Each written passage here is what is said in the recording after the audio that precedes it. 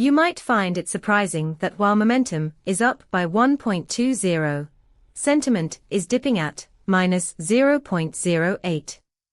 This unusual divergence suggests that while there's a growing positive energy in business activity, underlying sentiment is not keeping pace.